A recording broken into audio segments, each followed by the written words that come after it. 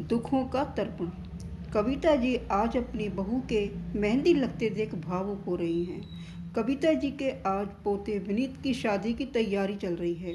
विनीत कविता जी की इकलौती बहू मालिनी का बेटा है। मालिनी की शादी कविता जी के बेटे दीपांश के साथ हुई थी। दीपांश और मालिनी एक ही कॉलेज में पढ़ते थे। मालिनी की शादी की भरी सुंदरता देख दीपांश का दिल मालिनी पर आ गया।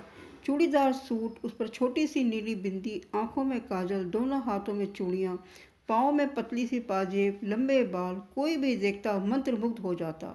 मालिनी को हमेशा से ही सलीके से तैयार होना और गहरे रंग के कपड़े पहनने का शौक था। कविता जी ने पहली बार जब मालिनी को देखा था, उसी दिन अपनी बहू बनाने का फैसला कर लिया था। कुछ ही दिनों में कविता जी की इच्छा भी पूरी हो गई। मालिनी बहू बनकर आ गई। शादी के बाद तो मालिनी की खूबसूरती और बढ़ गई। लाल साड़ी में, मांग में सिंदूर, गले में मंगलसूत्र, हाथों की मेहंदी में मालिनी की खूबसूरती को चार चांद लग रहे थे। हर बार त्योहार में मालिनी दुल्हन की तरह सजती। धीरे धीरे समय बीत रहा था। 2 साल बाद विनीत शालिनी की गोद में आया। सब अच्छा चल रहा था, लेकिन कब दीपांश गलत संगत में पड़ गया, न मालिनी को पता चला, न कविता जी को। सिगरेट शराब का शौक कब लत में तब्दील हो गया, शायद दीपांश भी न जान पाया। मालिनी कविता जी के घर पर सबने खूब समझाया, लेकिन दीपांश पर कोई असर नहीं पड़ा। घर में अजीब सी मनुसियत छा गई। शराब नशा मनुष्य ही तो हैं। शराब के नशे ने लीवर को गला के रख दिया। पूरे परिवार की जिम्मेदारी मालिनी के ऊपर आ गई। जब विनीत 15 साल का हुआ, लंबी बीमारी के बाद दीपांश का देहांत हो गया। मालिनी के जीवन के सारे रंग उड़ गए।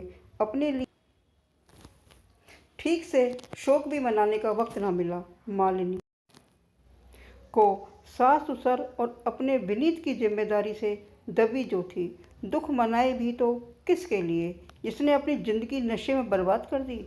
ना अपने माँ पिता के लिए सोचा, ना पत्नी बच्चे के बारे में। आज विनीत की शादी है, सारी तरफ खुशी का माहौल है, लेकिन कविता जी ने जो खुशी आज मालिनी को दी है, उसका कोई मोल नहीं। कविता जी ने मालिनी को अच्छी गुलाबी रंग की साड़ी देते हुए कहा, इतने सालों से मैं तुम्हें समझाने की कोशिश कर रही हूँ, अपने जीवन से रंग मत उड़ने दो। तुमने हमेशा हमारी सेवा की है, अपने माँ पिता से बढ़कर हमें माना है। तुम मेरी बेटी ही हो। मैं तुम्हें फिर वैसे ही देखना चाहती हूँ, जैसे सालों पहले पहली बार देखा था, सजी सुंदर। मेरी ये इच्छा मेरे मरने से पहले पूरी कर दो।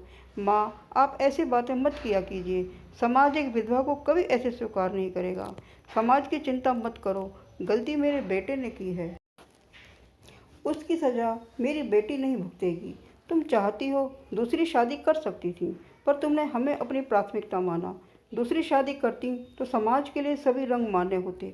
तुमने अपना कर्तव्य निभाया, इसलिए तो तुम्हें सुंदर दिखने से समाज वंचित नहीं कर सकता। क्या एक आदमी ही किसी औरत के पहनावे, रहन सहन को निर्धारित कर सकता है? समाज ने विधुर पुरुष के लिए तो कोई नियम निर्धारित नहीं किए। आज फिर उन रंगों को ओढ़कर मालिनी की आंखों में चमक आ गई। मेहंदी लगाती मालिनी को कविता जी बड़ी प्यार से निहार रही थी। कुछ लोग बातें बना रहे थे, पर आज कविता जी किसी की परवाह किए बिना खुश थीं, बहुत खुश थीं। दोस्तों, यही एक औरत की सच्चाई है। अगर औरत अच्छा कर दे अपने परिवार के लिए, समाज के लिए, तो लोग उसकी तारीफ कर रहे हैं, अन्यथा वह कुछ नहीं। अगर आपको मेरी यह कहानी अच्छी लगी हो तो लाइक और शेयर करें और मेरे चैनल को सब्सक्राइब करें और अपने कमेंट्स कमेंट बॉक्स में लिख कर भेजें। Thanks for watching my video.